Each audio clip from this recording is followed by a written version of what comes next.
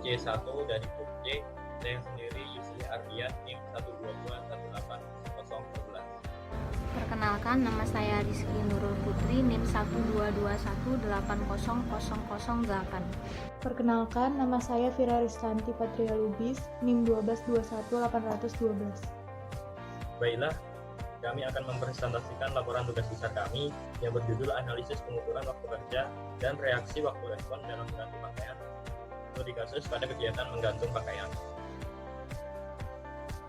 Berikut ini adalah nama-nama dari kelompok kami: Rizky Nurul Putri NIM 8, saya sendiri Yusri Ardian NIM 11, Vira Ristanti Patria Lubis NIM 12. Adapun latar belakang masalah, yaitu kegiatan menggantung pakaian merupakan kegiatan yang menggunakan anggora gerak berupa tangan oleh operatornya. Untuk meningkatkan produktivitas pekerja, maka ada beberapa hal yang harus diperhatikan, berupa mengefisiensikan dan mengefektifkan waktu yang digunakan untuk melakukan kegiatan tersebut, serta kondisi lingkungan dalam melaksanakan suatu kegiatan. Adapun tujuan penelitian yang pertama yaitu menerapkan teknik-teknik pengukuran kerja dan menentukan waktu baku secara langsung menggunakan metode Jamati. Yang kedua, menggambarkan kegiatan kerja menggunakan peta kerja. Yang ketiga, mengetahui faktor-faktor lingkungan yang sangat berpengaruh terhadap waktu respon manusia dalam melakukan suatu aktivitas kerja. Dan yang terakhir yaitu melakukan uji statistik untuk mengetahui keterkaitan variabel. Manfaat penelitian. 1. Memperbaiki waktu yang diperlukan untuk menyelesaikan kegiatan. Dan yang kedua, menetapkan kondisi lingkungan yang baik dalam melakukan kegiatan. Selanjutnya adalah pengukuran kerja. Pengukuran kerja adalah sebuah proses untuk mengukur waktu yang diperlukan untuk melakukan sebuah tugas yang diberikan. Pengukuran kerja bisa dilakukan secara langsung maupun tidak langsung. Pengukuran kerja yang digunakan adalah pengukuran kerja secara langsung.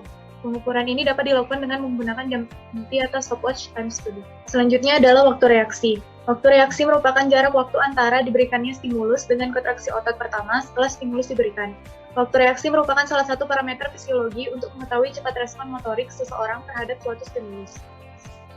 Selanjutnya adalah pengumpulan data. Yang pertama, data elemen kegiatan. Ada mengambil pakaian dalam plastik, membuka plastik, mengambil gantungan, memasang celana, memasang baju, dan meletakkan di tempat gantungan. Yang kedua, aktivitas gerakan tangan kiri dan tangan kanan. Yang ketiga, data pengamatan dan pengukuran waktu. Yang keempat, performance rating dan influence. Yang kelima, peta tangan kiri dan tangan kanan. Yang keenam, data waktu respon. Berikut ini merupakan aktivitas gerakan tangan kiri dan tangan kanan.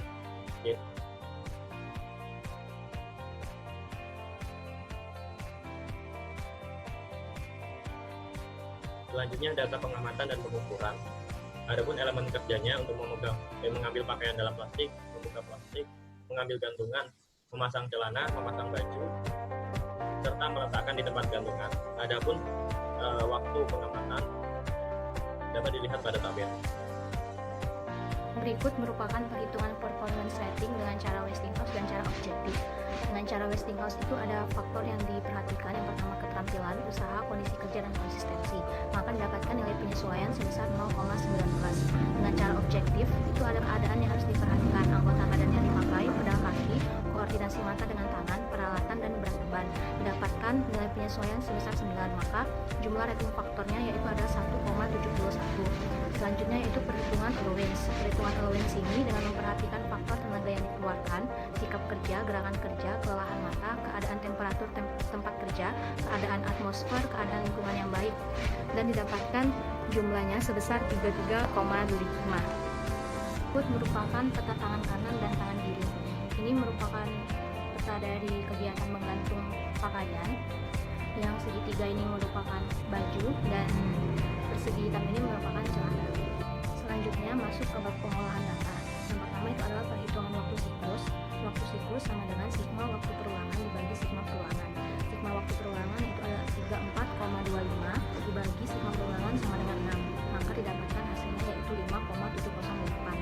Selanjutnya perhitungan waktu normal. Perhitungan waktu normal ini adalah dengan mengalihkan WS yang telah didapatkan tadi dengan rating faktor. Rating faktor itu adalah 1,71. Maka didapatkan hasilnya 9,761. Selanjutnya perhitungan waktu baku. Perhitungan waktu baku ini yaitu adalah hasil waktu normal tadi dikali dengan 100% per 100% dikurangin allowance. Allowance-nya itu yaitu adalah 33,5. Maka didapatkan waktu baku sebesar 14,67. Berikut merupakan data waktu respon. Ada dua kondisi yaitu pencahayaan terang dan pencahayaan gelap. Di sini ada 3 sampel yang diambil atas nama Chloe, Romi, dan Chloe. Bisa dilihat sudah dilakukan sebanyak 10 kali perulangan dan masing-masing waktunya telah tercatat di pencahayaan terang dan pencahayaan gelap. Kekuatan 2 variabel. Yang pertama di pencahayaan terang. Berdasarkan hasil hubungan kekuatan 2 variabel dengan menggunakan SPSS, maka diperoleh koefisien sebesar 0,081. Jika angka koefisien korelasi mendekati 0, maka kedua variabel memiliki hubungan yang semakin lemah. Yang kedua ada di pencahayaan gelap. Berdasarkan hasil hubungan kekuatan 2 variabel dengan menggunakan SPSS, maka diperoleh koefisien sebesar 0,137. Jika angka koefisien korelasi mendekati 0, maka kedua variabel memiliki hubungan yang semakin lemah. Selanjutnya menentukan arah hubungan. Pada pencahayaan terang diperoleh tabel hasil pengujian berikut ini. Berdasarkan hasil arah hubungan menggunakan SPSS karena tandanya positif, maka memiliki arti searah dengan variabel dan korelasinya kuat. Kemudian pada pencahayaan gelap diperoleh hasil pengujian seperti pada tabel berikut ini. Nah, berdasarkan hasil arah hubungan SPSS karena tandanya negatif, maka memiliki arti tidak searah dengan variabel dan korelasinya kuat. Selanjutnya menentukan signifikasi hubungan. Di sini kita mendefinisikan dulu, yaitu ataunya tidak ada hubungan atau korelasi antara dua variabel. Kemudian satunya terdapat hubungan atau korelasi antara dua variabel.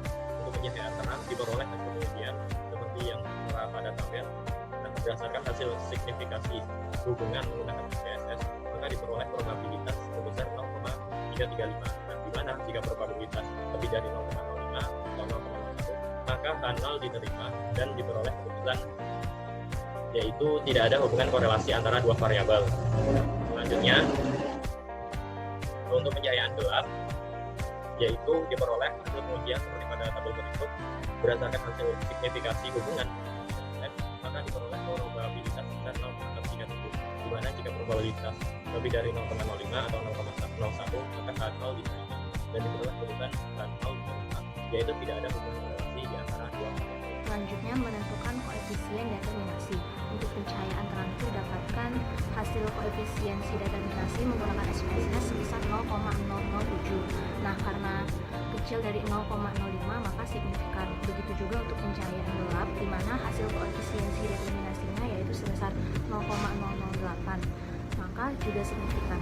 Selanjutnya menentukan nilai F hitung. Di sini H0 itu adalah kondisi lingkungan tidak mempengaruhi waktu respon kerja, dan H1 itu adalah kondisinya mempengaruhi waktu respon pekerja. Pada pencahayaan terang itu didapatkan F hitung sebesar 0,186. Kemudian dari F tabel pada kolom 1 baris ke-28 diperoleh F tabel sebesar 4,02. Karena F hitung lebih kecil dari F tabel, maka diperoleh keputusan H0 diterima, H1 ditolak, yaitu kondisi lingkungan tidak mempengaruhi waktu respon pekerja. Selanjutnya pencahayaan gelap itu diperoleh hasil F hitung sebesar 1,244. Kemudian dari F tabel pada kolom 1 baris 28 diperoleh F tabel sebesar 4,02. Karena F hitungnya lebih kecil dari F tabel, maka sama seperti pencahayaan terang, yaitu kondisi lingkungan tidak mempengaruhi waktu respon pekerja. Yang terakhir ada analisis dan kesimpulan. Berdasarkan peta tangan kanan tangan kiri dari melakukan kegiatan menggantung pakaian dengan menggunakan 6 elemen kegiatan, dalam penelitian ini dianalisis bahwa performance rating yang didapatkan yaitu sebesar 1,71 dan allowance sebesar 33,5.